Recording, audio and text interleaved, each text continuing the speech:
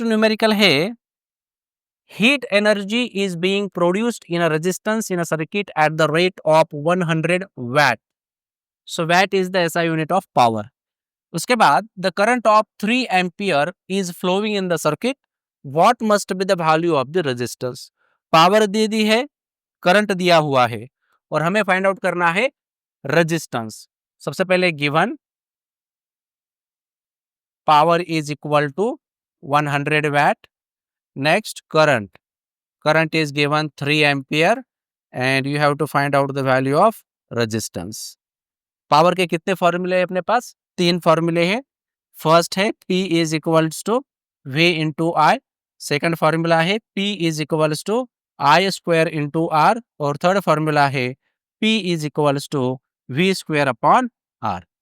तो इसमें से कौन सा फॉर्मूला हम लोग यूज करेंगे? ये सेकंड, क्योंकि अपने पास पावर है, करंट है, हम लोग यहाँ पे रेजिस्टेंस निकाल सकते हैं. So we can say we have P is equals to I square into R.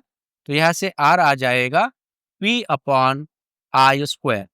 तो इसके अंदर वैल्यू रख देना है. पावर कितनी है आपके पास? वो है 100 वाट डिवाइडेड बाय 3 का स्क्वायर करेंगे तो 9 मिलेगा. तो R मिल जाएगा हमें कितना?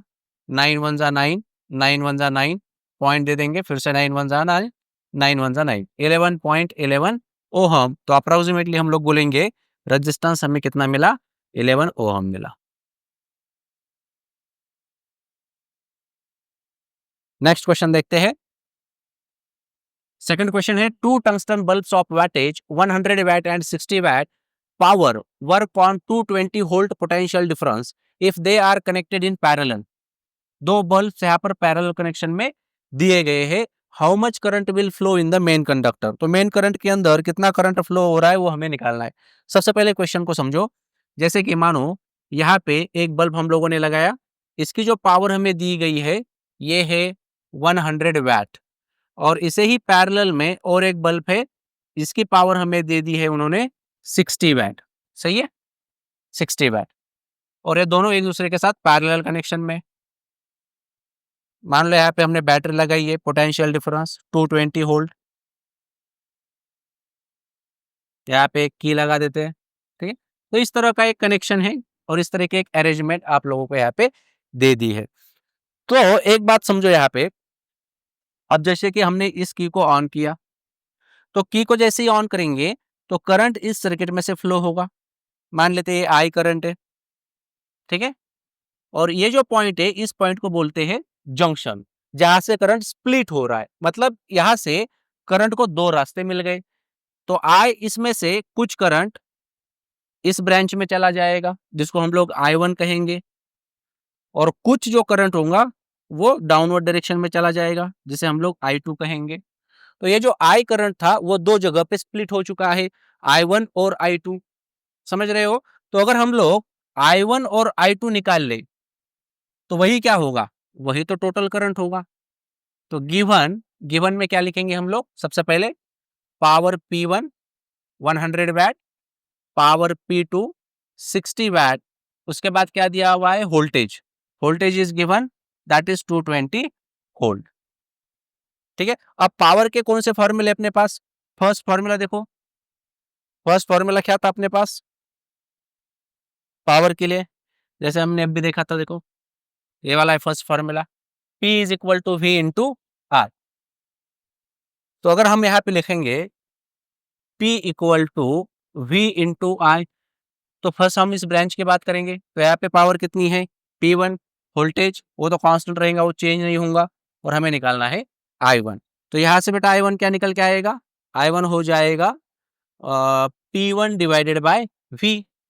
तो P1 कितना है अपने पास? P1 है 100 और वोल्टेज कितना है? वो है 220. इस जीरो के साथ इसे कैंसिल कर दो. तो यहाँ पे क्या मिला हमें? 2 5 जा 10 और यहाँ जाएगा 11. तो अगर करंट देखेंगे तो ये मिलेगा हमें 0.46 बचेंगे 5 एम्पियर. चेक कर लो, सही है. तो इतना करंट जो है वो यहाँ पे फ्लो हो रहा है. तो I1 की वैल्यू तो हमें मिल गई, ये मिला 0.45 एम्पियर. अब इसी तरह से I2 भी निकाल लेते हैं. तो I2 के लिए क्या बोलेंगे हम? Now P is equal to V into I, वही फॉर्मूला लेकिन पावर 2 के लिए भी। ठीक है, तो P2 कितना था, वो था 60, V तो उतना ही रहेगा 220 और हम लोग लग निकाल लेंगे I2। तो I2 यहाँ से आ जाएगा अपने पास 220, सॉरी 220 को इस साइड ले लो, तो ये आ जाएगा 60 डिवाइडेड बाय 220, 0 यहाँ पे क्या होगा, 2 से डिवाइड करो, 3 डिवाइडेड बाय 11, तो 3/11 अगर हम लोग करेंगे तो क्या मिलेगा, 0.11 टू ज़ा 22, 8 बचेंगे और 11 7 ज़ा 0.7 एम्पियर। तो I2 कितना हुआ, I2 हुआ 0.27 एम्पियर। ठीक है, और I1 की वैल्यू कितनी थी अपने पास, I1 था 0.45 और ये I2 कितना हुआ, I2 हुआ 0.27 एम्पियर। ठीक है नहीं, और ये I क्या है, ये I तो I1 प्लस I2 है, ये तो स्प्लिट हो रहा दोनों जगह पे। तो अगर मुझे टोटल I निकालना हो तो मैं इन दोनों को सम कर दूंगा, तो यहाँ पे मुझे क्या मिलेगा, यहाँ पे मुझे मिलेगा I इज इक्वल्स टू, हम यहाँ पे बोलेंगे I1 plus I2, therefore I is equals to 0.45 plus 0.27, इन दोनों को ऐड करो तो करंट कितना मिलेगा हमें, 0.72 एम्पियर। चेक कर लो।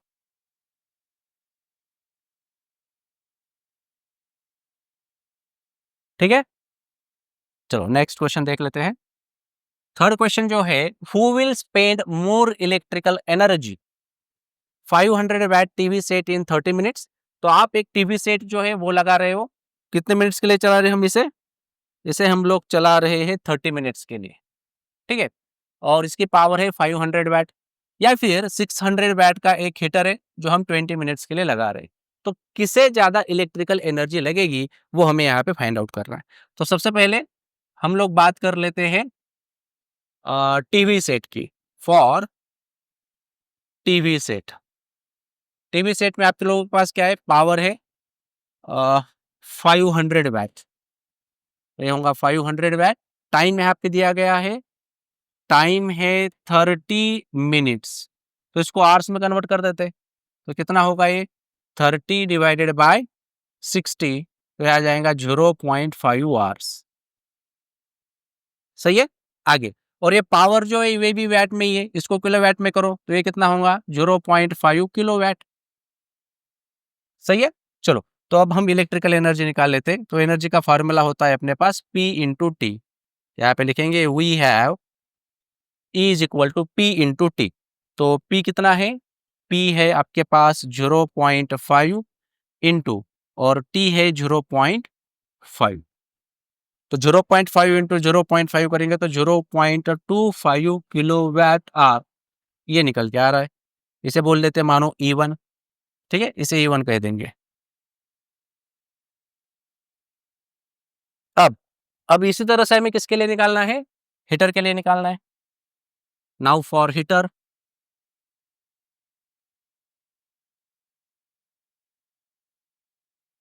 ठीक है, अब हीटर के लिए पावर कितनी है आपके पास, पावर है 600 वैट, देन टाइम कितना है, टाइम है 20 मिनट्स। हम्म, तो 600 वैट मतलब कितना किलो वैट होगा, वो होगा 0.6 किलो वैट, और टाइम यहाँ पे कितना है 20 मिनट, 20 को डिवाइड कर दो 60 से, तो ये आ जाएगा 1/3 आवर्स, ऐसे लिख देते हैं।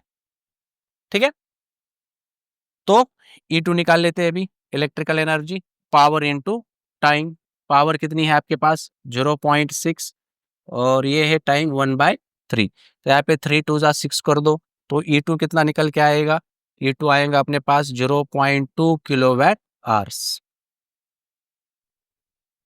अब E1 को देखो कितना है, E1 है 0.25 किलोवाट आवर्स, और E2 जो है वो है अपने पास 0.2 किलोवाट आवर्स।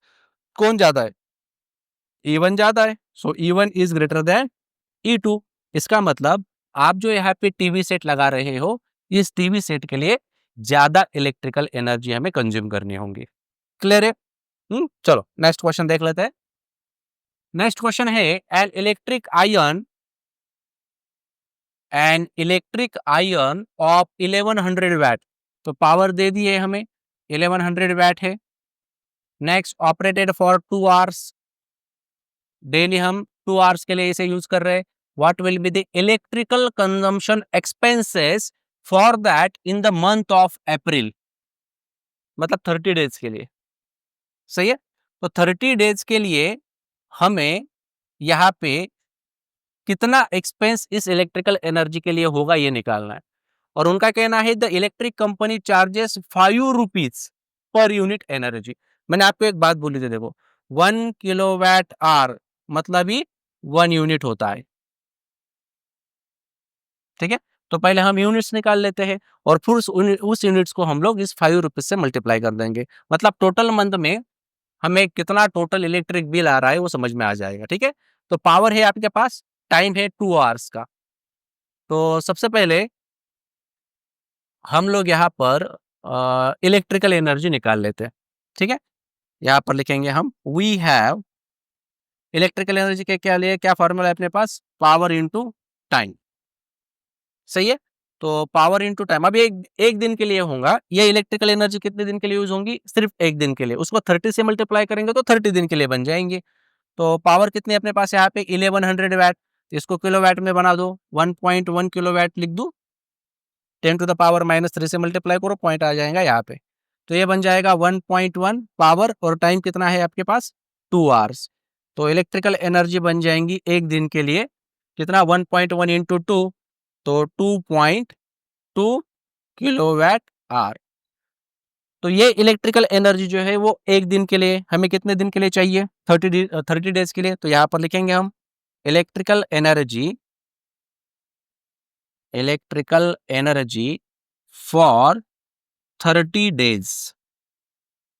तो किससे मल्टीप्लाई करेंगे इसे, 30 से कर दो। तो electrical energy is equal to 2.2 into 30। So E is equal to 22 into 3 कर दो। ठीक है, एक जीरो है तो पॉइंट हटा दिया मैंने। तो ये कितना निकल के आया, 66 किलोवाट आवर। इतने electrical units, 1 kilowatt hour means what, 1 unit. तो 66 किलोवाट आवर है, मतलब कितने यूनिट्स हो रहे एक मंथ के अंदर, 66 यूनिट्स बन रहे। ठीक है, और एक यूनिट का जो कॉस्ट है वो कितना है, 5 रुपीज। तो 66 यूनिट्स का कितना होगा, मल्टीप्लाई कर दो 5 से उसे। तो हम यहाँ पे कहेंगे electrical consumption expenses, electrical consumption expense कितने होंगे, 66 इंटू 5। तो मल्टीप्लाई करो, कितना निकल के आएगा, 6 5 30, कैरी करेंगे 3, 6 5 30 प्लस 3 33। सो 330 रुपीज इतना कॉस्ट जो है वो आप लोगों को देना होगा। क्लियर है?